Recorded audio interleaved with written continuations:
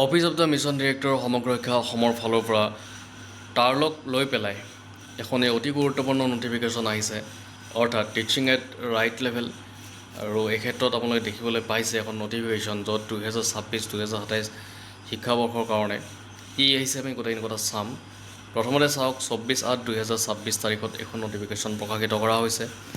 এইখন নটিফিকেশ্যন পঠিয়াই দিছে সমগ্ৰ শিক্ষা অসমৰ এক্সিকিউটিভ ডিৰেক্টৰে, আৰু এইখন পঠিয়াই দিছে দ্য ডিষ্ট্ৰিক্ট মিছন কোঅৰ্ডিনেটৰ্ছ।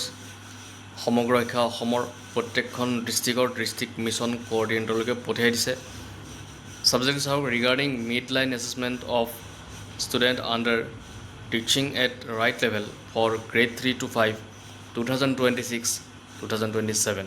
তো ইয়াৰে অৰ্থ এইটোৱেই যে বিষয়টো চাওক, 2026-2027 শিক্ষাবৰ্ষত তৃতীয়ৰ পৰা পঞ্চম শ্ৰেণীৰ ছাত্ৰ ছাত্ৰীৰ বাবে টিচিং এট ৰাইট লেভেলৰ অধীনত মধ্যকালীন মূল্যায়ন সম্পৰ্কে আপোনাক অৱগত কৰোৱা হৈছে যে পূৰ্বৰ বছৰৰ দৰে এই বছৰো সমগ্ৰ শিক্ষা অসমে প্ৰথম এডুকেশ্যন ফাউণ্ডেশ্যনৰ সহযোগত তৃতীয় শ্ৰেণীৰ পৰা পঞ্চম শ্ৰেণীলৈ যিসকল শিশুক শৈক্ষিক সহায়ৰ প্ৰয়োজন আছে, তেওঁলোকক মৌলিক দক্ষতা শক্তিশালী কৰাৰ উদ্দেশ্যে টিচিং এট ৰাইট লেভেল তাৰ হস্তক্ষেপৰ কাৰ্যসূচী ৰূপায়ণ কৰি অহা হৈছে।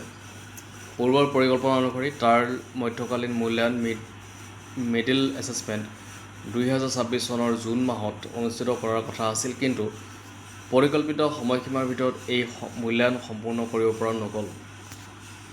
এতিয়া আপোনালোকক 28 আগষ্ট 2026 তাৰিখৰ ভিতৰত তাৰ মধ্যকালীন মূল্যায়ন সম্পন্ন কৰাটো আৰু 5 ছেপ্টেম্বৰ 2026 তাৰিখে বা তাৰ পূৰ্বে শিক্ষাক্ষেত্ৰত ছাত্ৰ ছাত্ৰীসকলৰ মূল্যায়নৰ ফলাফল, দক্ষতাৰ তথ্য আপলোড কৰাটো নিশ্চিত কৰিবলৈ নিৰ্দেশ দিয়া হৈছে। এই বিষয়টো আপোনালোকৰ অৱগত আৰু প্ৰয়োজনীয় কাৰ্যব্যৱস্থাৰ বাবে জনোৱা হৈছে। তো দেখিবলৈ পালে এখনি অতি গুৰুত্বপূৰ্ণ নটিফিকেশ্যন টাৰ্লক লৈ পেলাই আহিছিলে। আমি গোটেইখিনি কথা এতিয়া ইণ্টাৰপ্ৰিট কৰিলোঁ ইয়াতে। যদি ভিডিঅ'টো ভাল লাগিছে, লাইক, শ্বেয়াৰ আৰু ছাবস্ক্ৰাইব কৰিব।